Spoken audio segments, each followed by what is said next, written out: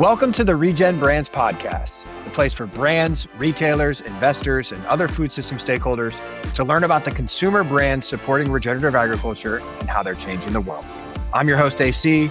Thanks for tuning in. Now let's get into today's conversation.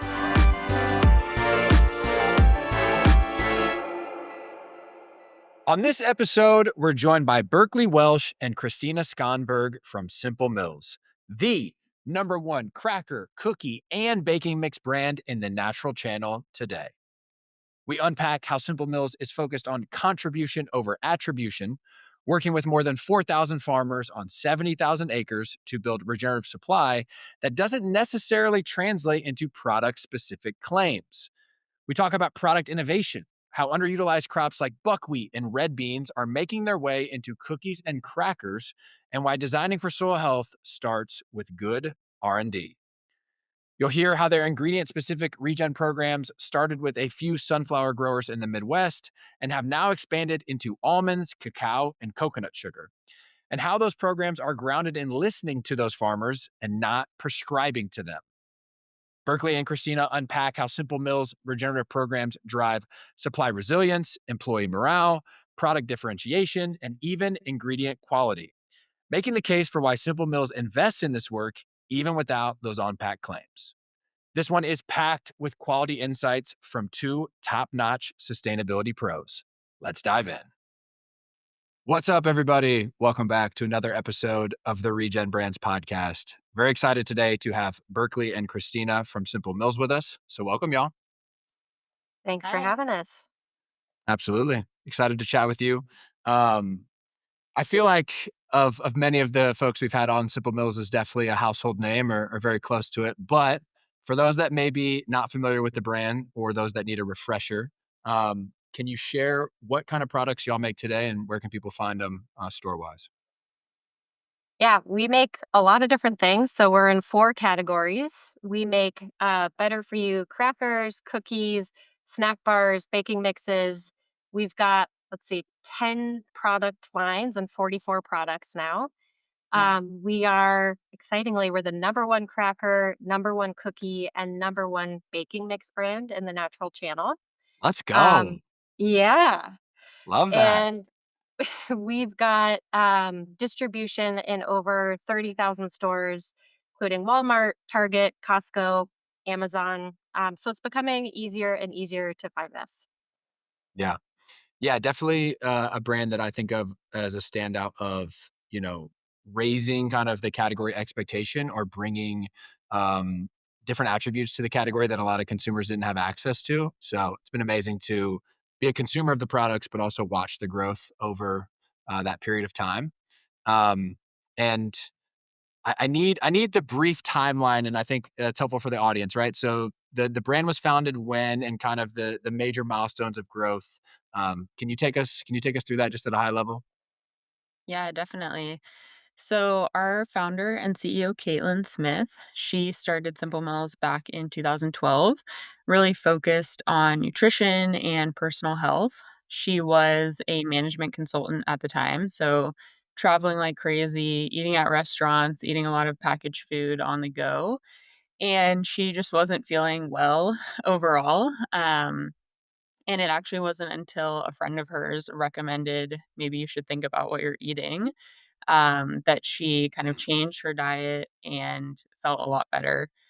And at that time, she actually made a list, following this kind of realization of all of the ideas she had for how she could help other people eat this way, kind of experience that Yeah. same revelation that she did. And luckily for us, why we're here today is one of the things on that list was starting a food company. And Yeah. so she started just making baking mixes in her home kitchen in her little apartment. She Huh. would bake up hundreds and hundreds of muscle muffins, probably thousands actually.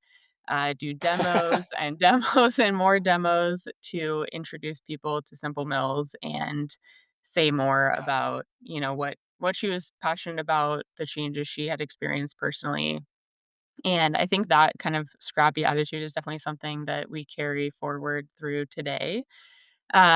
Yeah. And so, we were founded on this focus on nutrition, the impact of food on our personal health and how we feel. Um, Mhm. but a really important piece of this timeline is the addition of planetary health to that mission. And so Mm. back in 2019, Caitlin herself actually went to a permaculture design school, and she really Wow. just dove yeah, headfirst. I mean, it's not every day that you Good hear for of her. CEOs going to permaculture design school. Um, You yeah, should hear she's her talk still about the nitrogen cycle. yeah. She's a pro. Yeah. Yeah, she's still in touch with all the instructors from that school, and it's been really cool, I think, for them too to see, her implement everything she took away from that course into our brand and as we grow. And so, through that experience, she really learned about the connection that food plays, between human health and the health of our planet. And so, stemming out of that experience, we updated our mission, evolved to include these two kind of equal pillars. So, that human health element that's been there from the beginning, but also now equal footing the planetary health piece of this. Um, Mhm. and so, our mission really is focused around, how do we use our position as a brand in the space to bring about positive impact on both of those fronts. And, in terms of growth, Christina and I both joined in 2021. So we've been here about 4 years now. And just over that period, our Nice. team has grown really tremendously. We're now over 100 folks. Um, and it's really exciting to see, too, as the brand grows, the mission and the impact that we're making is growing as well. Yeah. And I commend y'all, and Caitlin's really vision and foresight for making those things a priority during that period of rapid growth, because it'd be really easy to say like, hey, we just need to grow and get acquired or whatever the goals maybe are really just around growth. But integrating all of that is commendable. And also, I'm excited, I think, to talk about some of the potential overlap there probably is in that whole prioritizing of nutrition and prioritizing of planetary health. I definitely think, and I think most of the people that are in this work definitely think that the continued kind of convergence and co-prioritization of those two things is like how we're gonna make this thing stick long term. There's a lot of different tactical ways to achieve that, but I'm also excited, I think, to dive into what y'all are working on, because most of the people we talk to are doing identity preserved ingredients with some sort of on pack regenerative claim. And that's really not the case for y'all. But we need all of the different pathways to get more acreage under regenerative practices and principles and management. So yeah, just excited to dive into all of that with y'all. Um, when you all joined the team, was the sustainability function and your roles like really regen specific? Like how has that, I guess, developed as y'all have been there the last 4 years? Yeah. So I would say, just as Caitlin was getting really excited about this idea of regenerative ag and the role that food companies can play in just impacting planetary health, and that big kind of revelation that Berkeley talked about, um, we were coming in and learning about the outsized impact that agriculture has in our Simple Mills Mhm. supply chain. Yeah. So that is typically the case, right, for most food companies where the impact is really skewed toward the farm level.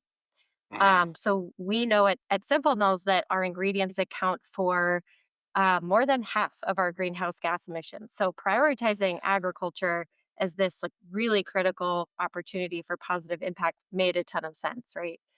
And I would also say that over the years, we've spent a lot of time talking to farmers, listening to farmers, and we've learned a few really important things that have shaped our approach to regenerative ag that we've built. Berkeley and I and our third team member, Leah Wolf, have built over the last several years. Um, but I would also just say, backing up a little bit, because I know there are a lot of kind of definitions, interpretations of regenerative ag. The way that we think about it is really a holistic and principles based approach to farming and ranching that builds ecosystem resilience. Mhm. So, some of the things that we've learned, right? We've learned that simply asking or telling farmers to adopt certain practices often misses the mark. Um, If you Yes. know farmers, I'm not going to generalize, but a lot of them don't like being told what to do. Yep. But most of the farmers we talk to are really interested in using regenerative principles. Yeah. So things like, diversifying their rotations or keeping a living root in the ground year round. They're bought into those concepts, but the context that they're operating in is not always conducive. And it requires them to take really big risks that we feel at Simple Mills should really be better shared across the supply chain. So if you think about things like corn and soy, right? Like crop protection for those crops is really good, but for lesser used ingredients that we use, like sunflowers and buckwheat, Mm, in the case of something like a weather event, like that protection is really limited or non-existent in most growing regions. yeah. So growing something outside of the traditional, U.S. ag wheelhouse, a lot of the things we buy is a really big risk for these growers. Yeah. And then market demand often isn't there, right, to support these diverse crop rotations. So if farmers are told to just maximize diversity, right, one of the principles of regenerative ag, but brands won't buy the buckwheat that is making the Mm, phosphorus available in the soil, or we were just talking to a farmer that loves rye the other day, and he likes it because the root system is breaking up compacted soil. But if there are no brands buying rye, then right. what support does a farmer really have to add variety to their rotations? So, all to say that we've taken a really deep look at the role we should be playing at Simple Mills to join farmers in their journeys to implement regenerative ag. And what we've come to is this idea that we should really be helping de risk their transitions to regenerative. So, not just handing them, a prescriptive list of practices that will advance our Simple Mills agenda, but Yeah. actually meeting them where they want to advance regenerative ag in their specific context. So, just in terms of kind of the trajectory of that work, we started the regenerative ag work in 2020, actually before Berklee and I showed up. So Okay. this came from Caitlin Spark, Hmm. with kind of a pilot scale direct trade program with just a handful of sunflower growers in the Midwest, Okay. to whom we pay kind of a regenerative ag bonus to help them Hmm. implement regenerative principles. We still have that program today. Hmm.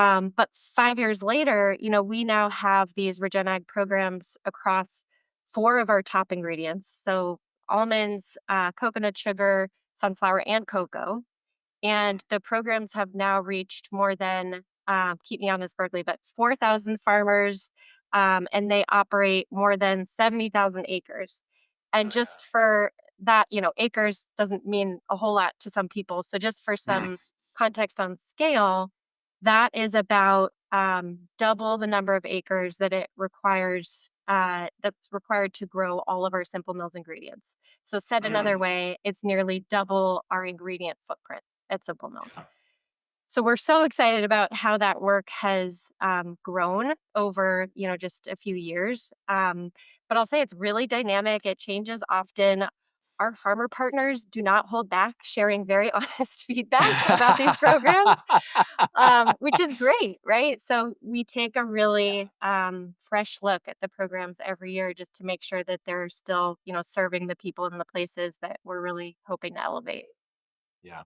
I mean, I can't even imagine the complexity you'll have to manage with the number of SKUs and the number of ingredients. Even just those 4 ingredients you listed alone, the geographic diversity and probably the farmer continuum of decision making for all those commodities, and ingredients is probably vastly different. Um, Yeah. so yeah, big kudos to y'all for being able to manage that. Um, Before we dive super deep into the Regen Ag strategy, I would love for y'all to just give quick personal backgrounds and also maybe like day in the life or focus area because we want to do more episodes like this with sustainability professionals, and I think it's actually a really important role. It obviously is a very important role to get this work done, but it's less like a founder where you can kind of imagine exactly what the person might be doing on a day-to-day basis, or there's less media out there about what this person might be doing on a day-to-day basis. So would love to have y'all just dive into that because I think it's just good learning for all of us. Yeah. Berkeley, you want to start? Sure. So I am a sustainability manager here at Simple Mills. Have been here for just about 4 years, like I mentioned. Um, Kind of how I got into sustainability and regen ag.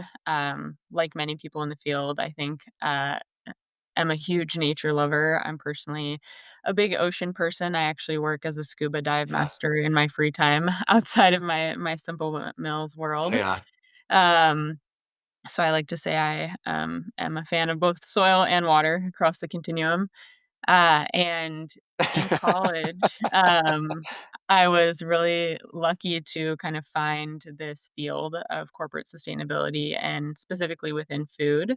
I grew up in Northern California in wine and dairy country. And so I was actually in FFA, Future Farmers of America, as a kid. Learned a lot about agriculture and saw There you firsthand, go. yeah, the, impact, that it has on the community and my family, my friends' families, all of the people around me. And that's kind of how I came to food and regen ag work specifically. And so my role is kind of focused around three major themes. The first is product innovation. So working really closely with our procurement team, our innovation team, R&D, around that new product development process. The second is climate. So thinking about our GHG emissions, greenhouse gases, um, our annual inventory, thinking about what our abatement strategy is going to look like. And then lastly, regional regenerative ag projects in some of those top ingredients. So almonds, coconut sugar, and then working closely with our procurement team on the direct trade program that Christina mentioned. Amazing. Thank you. How about you, Christina? Um, yeah, I always am like trying to look back and think, how the heck did I get here? Because if you had asked me 15 years ago if I'd be working in business, I would have said no. But my foray into this kind of space of corporate sustainability kind of started as an interest in botany. So Mm, I studied ag science in undergrad, grad school, and I thought I might have a career spent hovered over a microscope doing research, mm. which who knows, maybe that will be my second or third career. um, but I've now been, I guess I realized at some point that working for food companies was a really interesting way to influence what's happening in our agricultural system.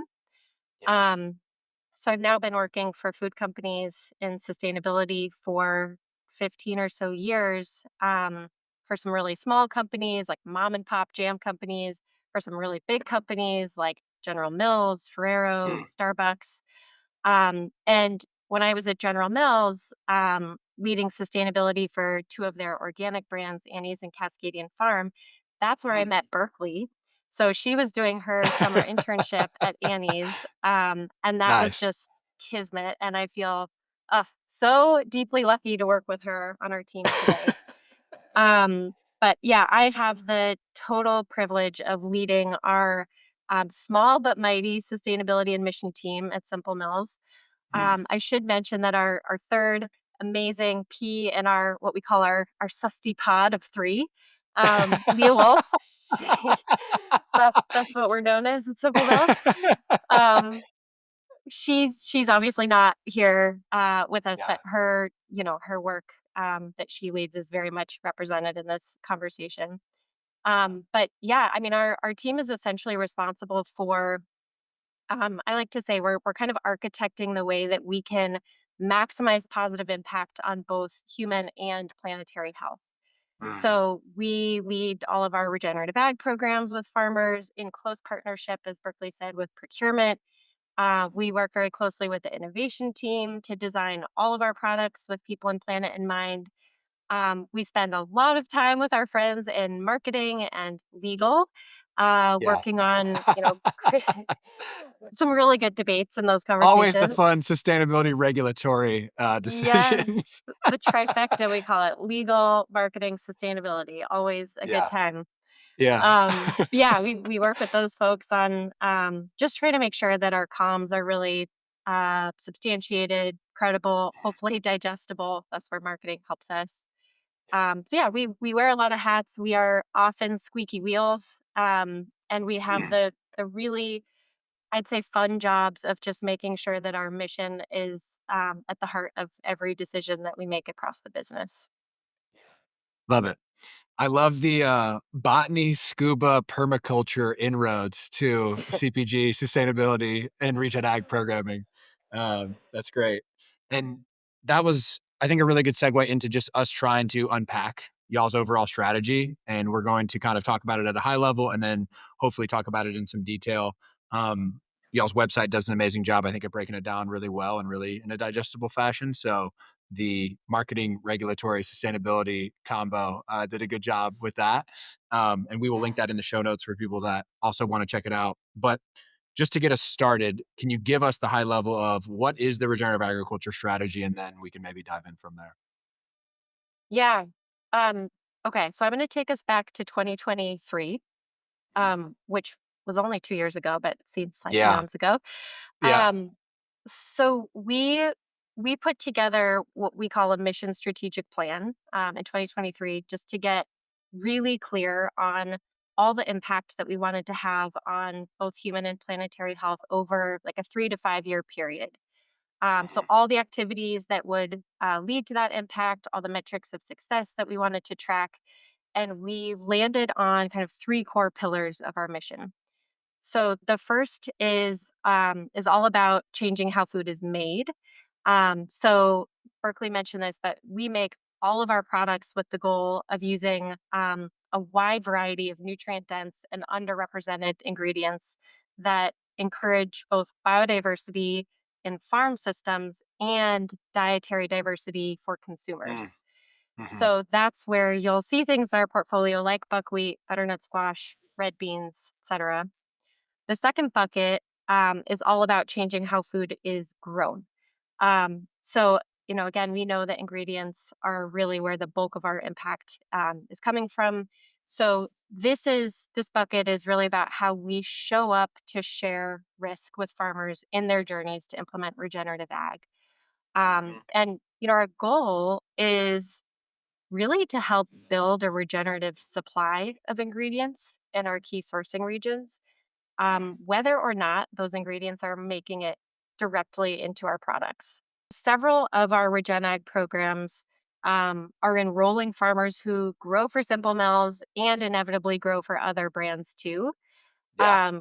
We do have some identity preserved supply chains, but we're really happy to have this kind of place based investment model.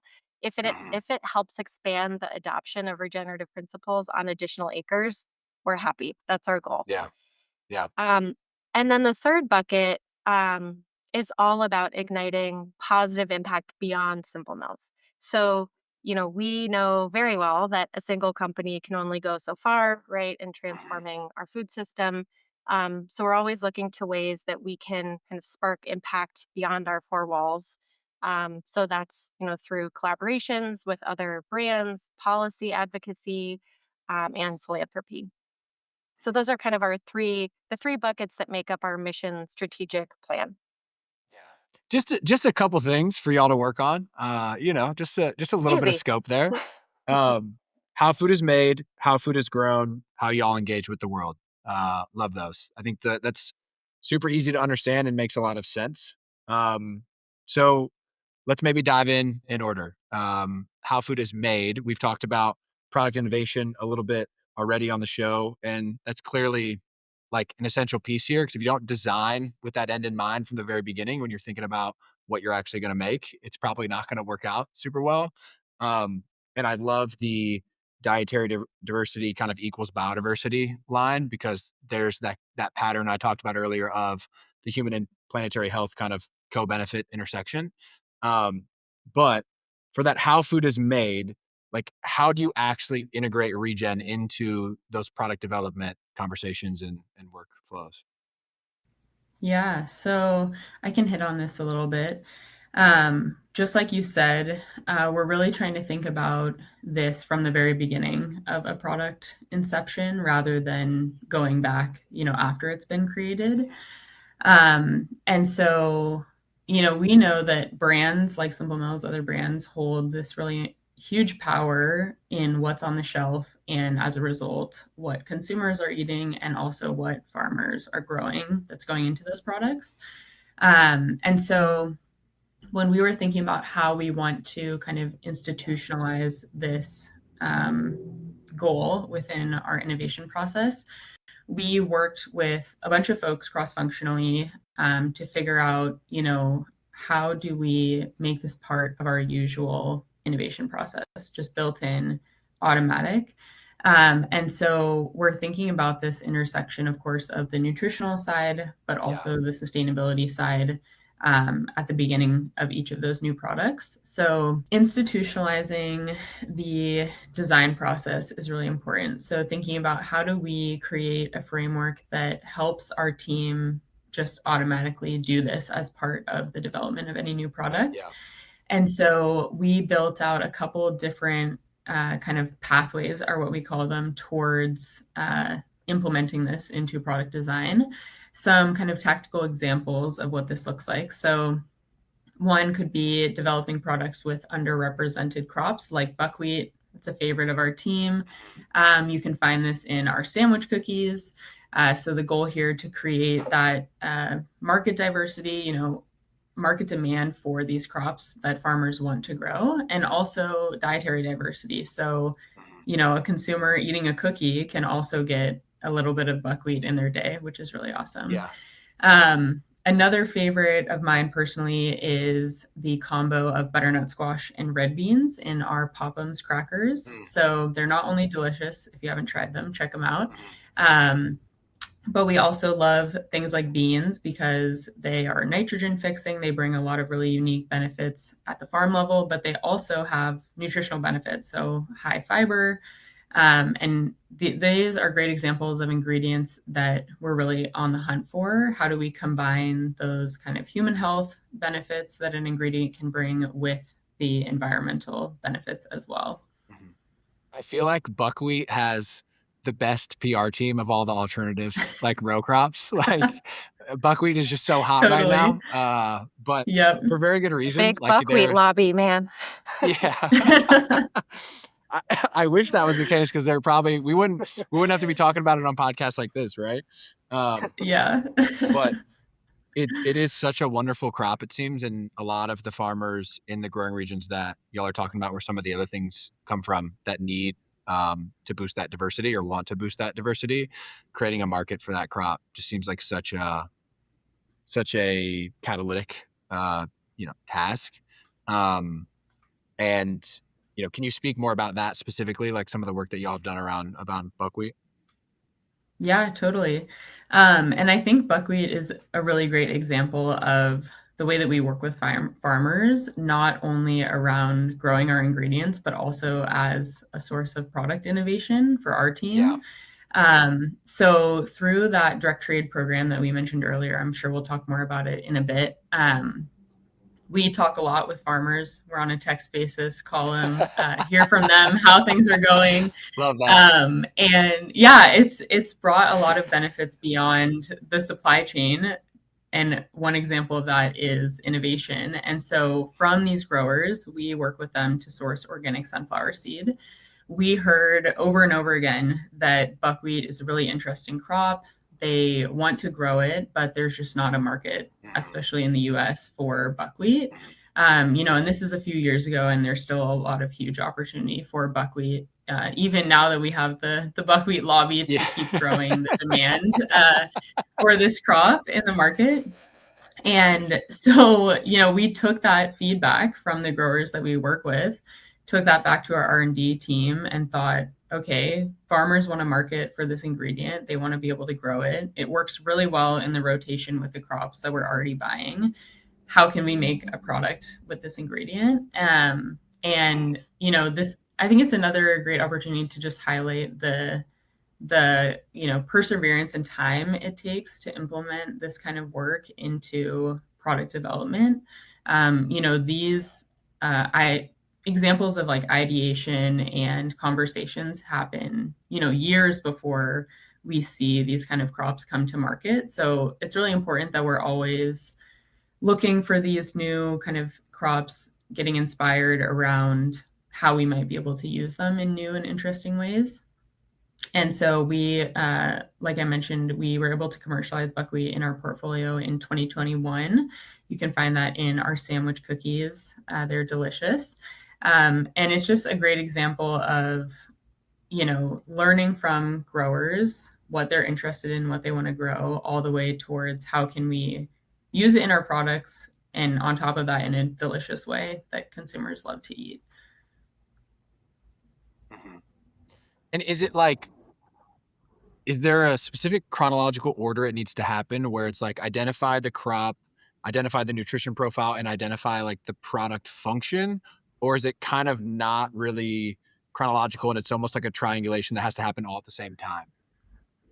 Yeah, I would say it's totally happening all at the same time. Yeah. Maybe we wish it could be super organized and like one step after the other. Um, but unfortunately, it hasn't happened that way in practice. But, I Yeah. think that's a great example of the challenge of this kind of work is this is definitely not the easy route. Like product innovation is hard enough as it is. I think any brand can attest to that, let alone adding in the additional complexity of super nascent supply chains, of really unique taste and texture profiles, and a lot more. Getting so involved in these crops, especially when it's at such an early stage that, we're just exploring them. We don't know if we're even going to use them. We're trying to learn about Yeah. a huge swath of ingredients. It takes a lot of time, it takes a lot of effort from our team, but this is the hard path that we've chosen to, Mhm. make that change that we want to see in the landscape of our farms and our diets. Yeah. And I feel like we can't highlight, double stamp, boldface, capitalize the importance of nailing that product format enough with this stuff because that's a huge reason why I think a lot of these healthy or um, underutilized crops like never make it is because we put them into products that just don't satisfy the base level of consumer desire or demand as to format, function, and taste. And so my assumption would be that's why it takes so long to bring stuff to market is because you just have to iterate and iterate and iterate for a really long time to get, those crackers that the buckwheat are in to where the consumer's like, yes, like this meets my expectation of what I believe a Simple Mills product should deliver to me as a consumer of eating these crackers. You hit the nail on the head, AC. I think one thing we're really proud of at Simple Mills is that we hold taste and quality to conventional standards. So these products have to be totally amazingly delicious for us to feel proud to put them out in the world. Talked about how food is made. I think that was a lot. That was really helpful. Let's talk about how food is grown. And I think y'all mentioned the ingredient specific programs you have going on, and that's probably a good place for us to start with those 4. So break that down for us if you don't mind. Yeah. So, like we mentioned earlier, Simple Mills ingredient portfolio is pretty vast. We have a lot of different ingredients, so Yeah. it can be really hard to prioritize and figure out where we're going to, pinpoint our time and our effort and our resources. And so, in deciding, where we want to do that over the past few years, we've thought about a couple different factors. So, one, of course, volume. For almonds, for example, a huge crop for Simple Mills, something that we're really well known for. But we're also thinking about things beyond volume. So, our cocoa program is a great example of that. Cocoa is not necessarily a huge volume ingredient for Simple Mills, but we know that cocoa has really outsized impact because of all of the areas for opportunity issues in the supply chain. Right. So we're thinking about kind of a mix of different factors in determining where we want to set up these programs, where it makes sense for us to focus. And a new lens for that too recently is thinking about emissions. So we're always trying to add more data to that process of figuring out where to focus. Um, One challenging aspect of this that I'll mention for a company like Simple Mills is that most of our major crops to the rest of the world are considered specialty. They're not considered Uh, major. And so because of that, there's not always super extensive information out there about the supply chain of these crops and especially the sustainability state or, opportunities there. Yeah. For some of these ingredients, the supply chain has just been created. So there's a huge gap in that data. But one kind of silver lining of that is that oftentimes for us to learn and get really steeped in that, we are diving really deep into the supply chain ourselves, learning more directly from our suppliers, our farmer partners around where are the areas for opportunity there. And this is also really helping ensure that these programs are not only impactful, but they're very grounded in the realities of what these farmers are experiencing, what they're working on. And so I think that's a really important piece of our kind of Regen Ag projects is that they're very focused around context. So we are always looking to farmers first to figure out the ideal structure, the things that we want to focus on in this programming. So, for example, tactically, we know that water is a really critical issue in almonds in California. And so our work in almonds is really focusing, working with other supply chain partners like scientists, other brands, growers, trying to learn more about soil health practices. How do these practices implemented in the context of almond orchards in California? How Right. can these practices, bring about benefits? Um, for soil health and biodiversity, but also, farmer profitability. How does that affect water? These really critical kind of contextual elements that need to be centered in a program in almonds. But, then when we look at something like coconut sugar in Indonesia, there's a totally separate, set of priorities and things that are important there. So, there farmers are dealing with aging stalks of their palms, and a really kind of hyper focused source of income. A vast majority of their income is coming from this one crop. So there we're really focused on agroforestry, helping our partners implement, more diverse crops in their system. So that's creating ecosystem benefits, of course, but also diversifying their income. Yeah. Um, making harvest safer, more accessible to a bigger range of the community. And so that is one of the principles of Regen Ag, but also just a broader kind of theme that we think about in developing these programs is context and, celebrating that they're going to look totally different in different areas of the world in different cropping systems. Yeah. I love how we just added an additional layer to the dietary diversity, biodiversity, farmer diversity. And so like now we're getting like a triple win, right? In some of these systems. Um, so I love that. Christina looked like you were about to share something before I started chatting. I'm just in agreement. Yeah. how how did it evolve from the original direct trade sunflower program to the four that y'all have today? Yeah, so direct trade was our first program and we launched that in 2020. From there, honestly, we just started having a lot of conversations with our supplier partners, farmers in our supply chain to, learn more about where we should be focusing this work, like I mentioned before. Um, and so in addition to thinking about our volume and we also are thinking about, where do we have those relationships in place and that trust that has been built over time to start building programs like this.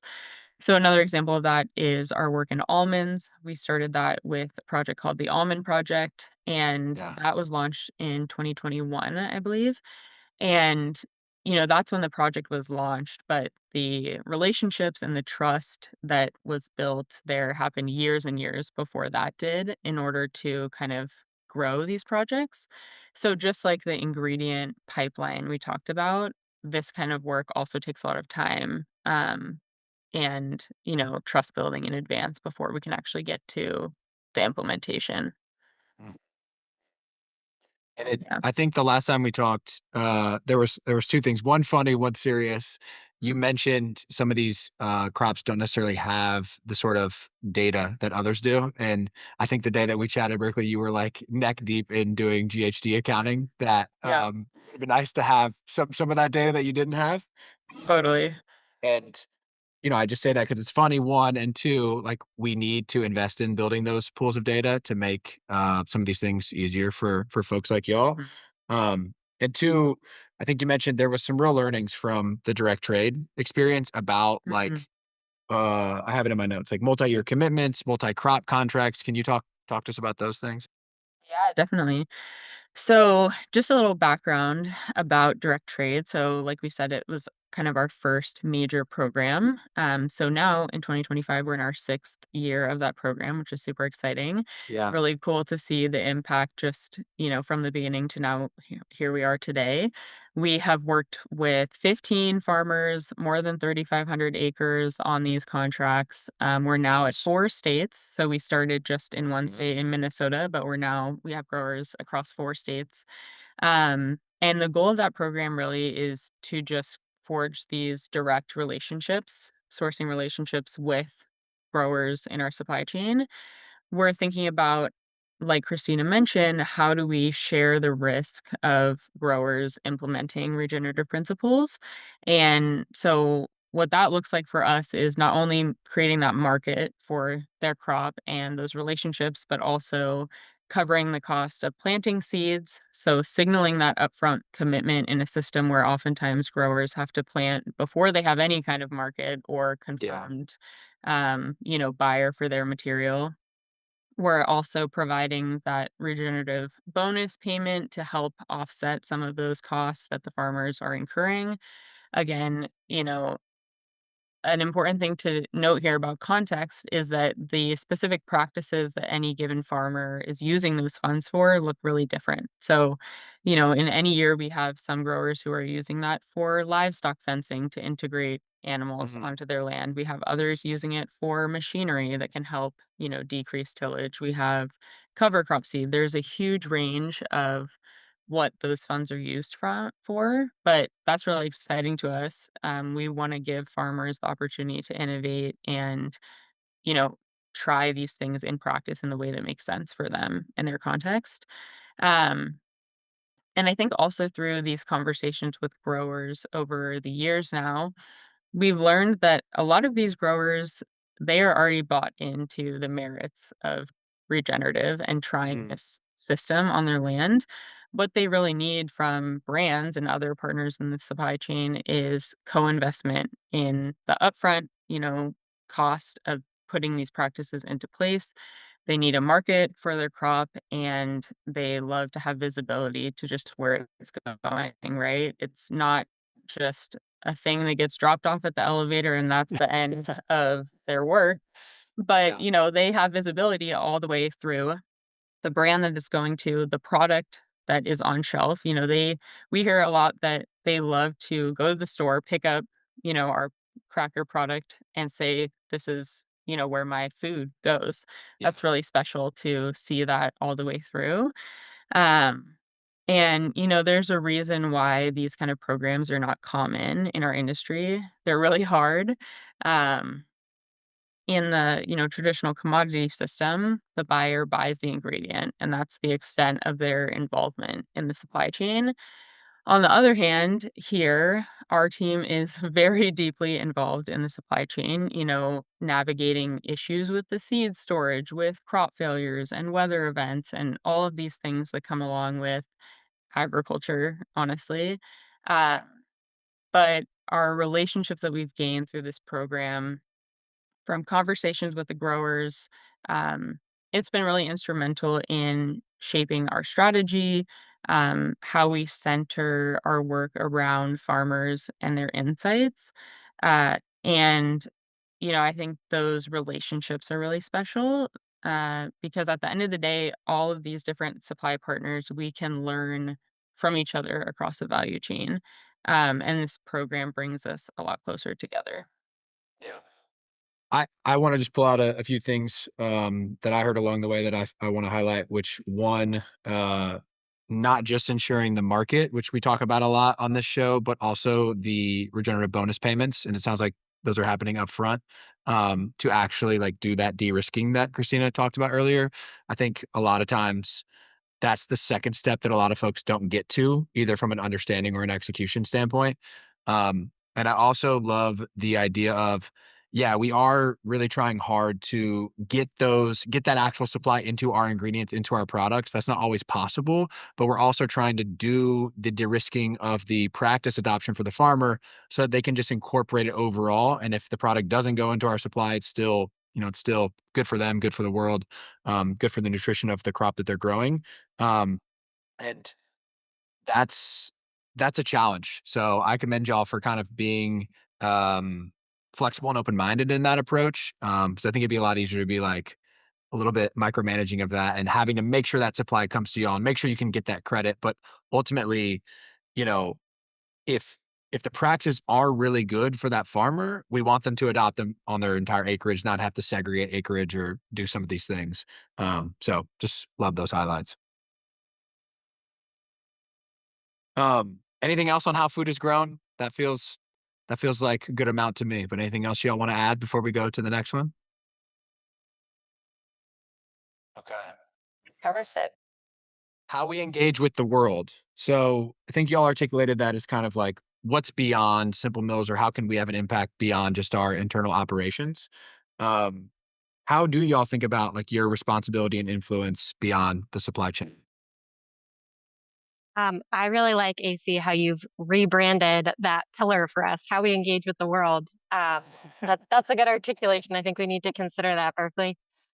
This is why we work with marketers. We need their help. Um, yeah, I mean, I would say we at Simple Mills feel a huge responsibility to work beyond the confines of Simple Mills. So this is really where we think about this concept of contribution over attribution. So that's a really handy. Ooh, I like that. I gotta pause you there. I like that. Contribution over attribution. That It's was a good, much right? cooler, simple way of saying what I was trying to say. I can't take credit for it. So it's actually a really handy framework from the social impact sphere that was Okay. introduced to us by our friend and consultant, Mariko Thorbeck. But we love it. We use it all the time. And, the idea is that we care a lot more about kind of collaboratively moving the needle than we care about getting sole credit for the impact.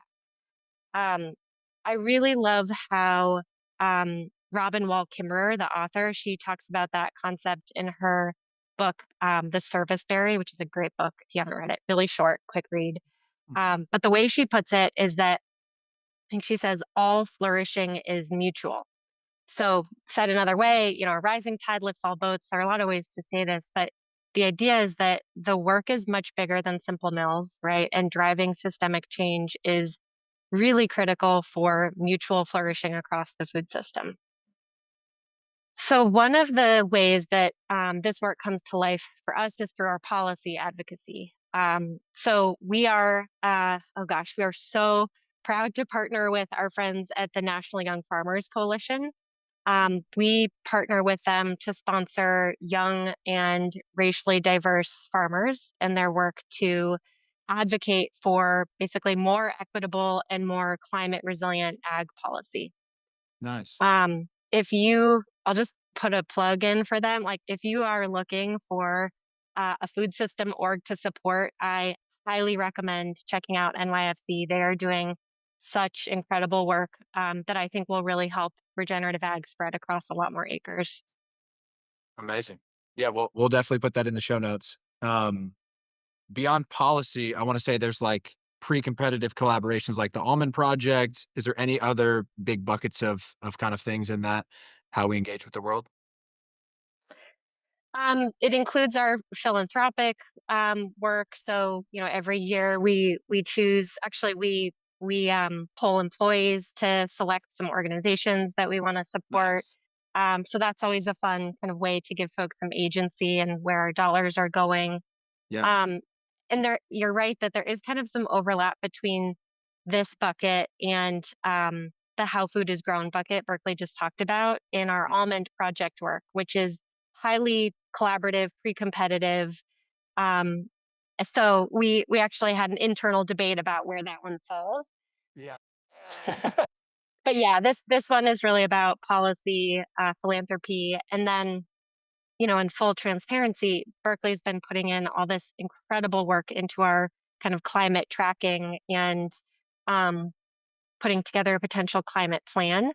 We are in the early stages of that work, but the way that we're thinking about that work is very much within this bucket of like, how can we consider our unique and impactful contribution to addressing climate change more than we're thinking about what impact can be attributed to Simple Mills with a single company target.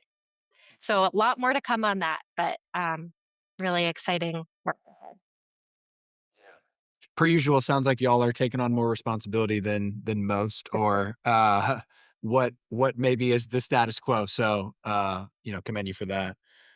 I I want to talk about really one key question goes back to something I plugged maybe early on in the episode is like y'all don't have any regenerative products, air quotes, right? You have a lot of regenerative ingredient supply mixed in mass balance into a lot of the products. Um, so if it's not the value of this work is we're making a claim to a consumer that we think this term's going to mean something and really drive premium pricing or whatever for like a specific SKU, what is the business case when you all sit down in the sustainability pod and then go interface with the other functions of the business? You're saying Regen Ag is a worthwhile investment because of what? I love that you're calling us the pod. Um, Yeah, I mean, I'll say a couple of things. So one is that, we make composite products with several ingredients. So pursuing something like Yeah, regenerative organic certification, which we love those guys. We applaud the work they're doing and all the brands pursuing it. It would be a lot easier for us to pursue if we had a single ingredient SKU or a SKU with, two ingredients. mhm, At our scale, it's often really hard or impossible to fulfill our demand with certified materials. So but, we're always keeping our eye on just supply availability and any opportunities for us to dig into that space. Um, but I would say to your kind of question about the why or the business case, like, oh my gosh, we see so many good reasons and business cases for us to pursue regenerative ag beyond kind of engaging with the consumer. And part of the way that we see it is that we really can't afford not to invest in regenerative ag. mm, um, so, of course, there are the well-known benefits of regen ag in addressing climate mitigation, climate adaptation, building soil health, biodiversity, farmer prosperity. The list goes on, right? yeah, Um, but all of these things are, critical for continued stable ingredient supply for us. So our business prosperity wholly depends on that. So there's a big supply resilience piece there. yeah, But I would say there are also some other really fun benefits. So Berkeley alluded to just the innovation inspiration piece, right? So our use of ingredients like watermelon seed, red beans, buckwheat, yeah, that all came out of conversations with regenerative farmers looking for more market demand. And now those are really cool differentiating elements of our products. right, So that innovation piece is something we talk a lot about. um, I'd also say, like, we've seen our internal team get really motivated and energized by our work in regenerative ag, which is worth a lot. yep, So our our programs in regen ag that Berkeley so eloquently walked through, some of the farm visits that we take folks on connected to those programs, yeah, they have sparked so much internal learning and just, I think, a lot of internal pride too. Um, and then there's, the visibility that we are getting to the farm level of our supply system and our key growing regions. So that visibility has actually really helped us improve ingredient quality and find places where we can, for example, like reduce contamination. So there's no shortage of benefits. And I would just say we'd be really excited if we had like a big unlock around how to very clearly communicate this to a consumer, but we are not going to wait for that opportunity to fall into our laps to advance this work. yeah, and we are team, whatever does net positive increase of regenerative acreage is a win. Whatever path to get there, like, let's just do that. Like, all is good that ends with that. Um I'm happy you flagged some of the marketing efforts because I'm curious to kind of ask, as y'all interface with them, how do you think about leveraging the sustainability work and the Region Ag specific stuff in the marketing efforts? I know there's some romance copy spotlighting on the back of some packaging of certain products. Y'all's impact report is really well done and really cool. So how do you think about that one? And then this might be a tougher question because I know sometimes this can be a little bit of a black box, but like, is the marketing team sharing what is actually resonating with consumers, what customers are saying? Do people make comments on any social media or send emails? Like, is there any idea of what of those efforts really is moving the needle with folks? Yeah. Well, I think in full transparency, most of our consumers are not showing up for our regenerative ag commitments.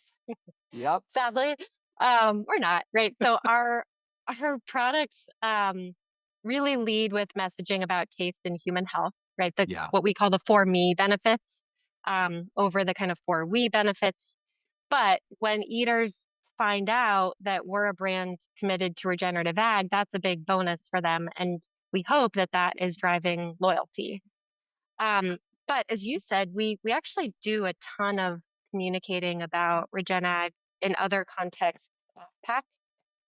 So you mentioned we put together our annual People and Planet Impact Journal. Shout out to Leah who leads that. We go into a ton of detail there about our RA programs. Our social team is doing a lot of great work to talk about this piece of our mission on all the channels. Our team is on a speaking circuit. So I think, for us, it's about kind of engaging like a whole ecosystem of people on this topic of regen ag, not just the consumer, right, who's making a split second decision at the shelf. So if we're in conversation with other brands, if we're talking to and learning from NGOs, if we're sharing our blueprint for impact, all of those kind of touch points and conversations, we call that a win. Well, those of us that want to have you on podcasts appreciate that. So thank you for that. I also believe hasn't there been some influencer farm trips thrown in there in the mix too, which I think that's a really fun strategy that y'all have done as well. Totally. Heck Yeah. yeah. I think our influencer trips are quite unique. We love that our influencer trips are farm visits. Yeah. And, I think for a lot of people, agriculture is really far removed from their daily life. It's not something Yeah. they think about day to day. They probably don't know how something goes from soil to the shelves of the grocery store. Um, and I think for that, like, seeing is believing. We can tell people all day long, and I'm sure a lot of other folks who've been on the podcast, you guys can resonate with the fact that you can tell people how regenerative fields, they feel different, they look different, they smell different, they sound different. But being on the farm is priceless in terms of that education and that experience. And it can be really difficult to articulate that feeling through a lot of technical words, language that is often inaccessible feeling. Yeah. But influencers taking people out to the field, it really creates these moments. We get feedback from past trips that we've done that these are experiences that they're going to remember forever. They tell their children about it. And I think that's really where a lot of real impact can happen. With these huge audiences, there's such an opportunity to just educate people, like even just starting with what is regenerative ag? Why does it matter Mm. how and where our ingredients are grown? Just reconnecting the consumer with where food comes from is a huge first step in terms of getting us to a place where, consumers care about this and it's something they look for in what they're purchasing. Um, we're really stoked on that too. We're about to head out in 2 weeks to one of our growers in Minnesota for another trip. So Nice. look out on social media, I'm sure, for lots of fun content coming out of that. Yeah. I I love it really for 2 reasons. One, I feel like a lot of UGC content is very tired and very the same now. It's like, Hmm. "Hey, I'm in front of my fridge and here's something I just bought. And I'm gonna eat it. Watch me eat it." It's like, "Okay, cool." So it's like a much different take that actually has the potential to stand out, I think, in that realm. And also this is purely anecdotal, but most of the people I've met in this space that are very passionate about regenerative agriculture, it starts with some sort of initial awakening around diet and human health for themselves or a family member. And then the next like major tipping point for them in their level of commitment happens their first farm visit, right? When they do go engage those senses themselves at a farm, they're like, oh my God, like this is, I can't unsee this. Um, so I love that y'all are focused on kind of giving those influential people that opportunity in person, but also having them relay that to their audience that maybe, we're not going to get all of those people out to farms ever, but it's very powerful. You see, you hit on something that we actually see with farmers too, and how they get into regenerative. So we hear from so many of our farmer partners that they made the transition in their practices for human health reasons. So they were seeing impacts to their children or their spouses or themselves, and really came to this idea that maybe they should rethink the chemicals that are being applied, rethinking tillage. So I think that's a really interesting parallel between consumers and farmers, that these groups at both ends of the supply system are motivated by a lot of the same things. I want to pivot to something that I'm very personally curious about, and it's maybe a challenging question because it can be very broad, but I find it amazing, even from the little that we've talked about in this conversation and having talked to you both previously or heard you speak at events, the amount of cross-functional communication, the amount of interfacing that sustainability professionals like you have to do in a brand like Simple Mills is uh, breaks my brain kind of just to try and think about it. And I would love for you both to just share your perspective on maybe some of the successes and challenges and best practices there, because um, yes, I think there's good direct information for people that are doing that tactically as well. And then I think there's probably lessons there that can be applied to this work more broadly that we need to. Yeah, cross-functional work. I mean, I think the really boring answer is that we have a lot of meetings with our cross-functional partners. I know meetings get a lot of shade, but I love meetings. They're really useful. Oh, that's my PSA on how great meetings are. Um, but in all serious, I think Complicated. Sometimes the answer's simple, you a know? meeting. But yeah, I mean, I think a huge piece of this is, like Berkeley shared, we have really clear institutionalized guardrails for how our products are designed. Yes. So necessarily our teams, procurement, marketing, innovation, sustainability, legal, others, we all are in lockstep at the earliest stages of innovation and identifying ingredient sources, and that innovation structure, I think, is kind of the glue holding us all accountable and holding us together as cross functional partners. Um, but I think too that it helps, that we really have the same very clear North Star goals in mind, right? So all our teams want our mission to be sustainable, tenable into the future as we grow. And for us at Simple Mills, that does sometimes mean going beyond kind of niche identity preserved products and thinking about like how can we build impactful programs, products while being part of a growing company that very nimbly responds to disruptions like tariffs, wars, countless other supply disruptions that our totally heroic procurement team faces all the time. So I think something Berkeley and I have learned and worked on along the way is that we have to recognize that supply flexibility and supply diversity is going to be really important for our procurement team, and vice versa. They recognize that sometimes we're going to have to take the much harder, way less efficient path to sourcing something like a newly commercialized or little known ingredient, so we can play our part in adding crop diversity to the food system. So I think there's a lot of like meeting each other in the middle. Yeah. Love it. Berkeley, what do you think? I would say the same, honestly. I echo the meeting. A lot of time just talking about these things. And I think it's really shown for us too, now that we're several years into this work, the impact that it's had to continuously bring it up over and over and over again. Mhm. Like Christina mentioned, these frameworks and processes that were once new things that we were trying to build are now the way that our company does business, which is super exciting to see, you know, things that we designed many, many years ago turn into just the process. That's how Simple Mills does business. Yeah. And so I think that's really strong and really motivating too, as anyone out there is trying to figure out how to institutionalize things like this within a business, is just start somewhere that makes sense and keep doing it. And it, faster than you think, it becomes just the process. I mean, very anti-meeting culture in corporate America right now, but, like, I'm all for meetings, very self-serving comment because 'cause I'm a verbal processor and I'm the guy with the podcast, but I do think there's a very natural human need to have to verbalize and think through things out loud in conversation, especially when you are trying to institutionalize almost like a new way of thinking versus just some very set in stone black and white process. And that to me is more what we're talking about here. You guys have obviously moved the work to specific processes in many ways, I'm sure.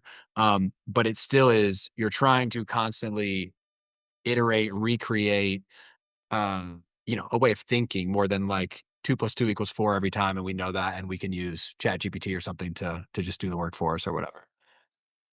Because you're a fellow meeting lover, I will just share a fun fact that Berkeley's and my one-on-ones often extend to 2 hours. And we have it set up for like 30 minutes, and 2 hours later, we're like, "Oh, we haven't eaten any food today. We need to go do other work." So we love a good chat. Yes. Yes. Love that. Uh, well, I'm going to go to our last question. So one of the things we need to do is have more meetings. That's very clear. But other than that, um, I will ask the final question that we ask everyone, and I will say the definition of regen brands is anyone that is doing work that brings a product to market that has impact on increasing regenerative acreage. Um, so how do we get regen brands to have 50% market share by 2050? How do y'all think we do that? I think Wanna sure. take it first? Yeah, and The then synchronized unmute on that was a beautiful thing to witness. You got it, Berkeley. like we said, we practice a lot in our one-on-ones. Um, I would say, I mean, there's so many thoughts here. I'm sure we could make a whole podcast episode just about this. But I think one thing that we love to talk about, which is funny that I say that, is talking about it. We have a favorite climate scientist. Her name is Catherine Hayhoe, and she has a really impactful talk where she says, the number one thing that we can do about climate change or regen ag XYZ is the one thing that we're not doing, which is to talk about it more. I think especially for people in this space, it can feel like an echo chamber. It feels repetitive. We're saying the Sure. same things over and over again, but we should not stop bringing it up. You should talk about it to anyone who will listen, because you know, there for so many people, there's a human health, there's an element that brings this up for them the first time, but they have to Yeah. hear about it somewhere, right? And so I think that's also a unique role that anyone can play, regardless of your job title, your place in the supply chain, whatever you do on a day-to-day basis. Everybody has the power to talk about Regen Ag, to talk about the impact of our food. And even if it feels like you're saying the same thing over and over again, do it more and more, and I think that's a really powerful lever. Yeah. I'm like smiling ear to ear as you say that because I'm imagining the meme of the Netflix show about Pablo Escobar where he's like sitting on Yeah. the bench with like his hands in his head, and my version of that is like no one will talk to me about Regen Ag or whatever. You'll be very happy to know that I actually sent out that meme in advance of a farm visit this year. Like me at the party hoping somebody will talk to me about soil health, so resonating deeply with that. Love that. I wholeheartedly agree with everything Berkeley said. Yeah. And I also think that we have to look upstream in the supply chain, right? And think about how we can create the conditions for these regenerative ingredients to grow.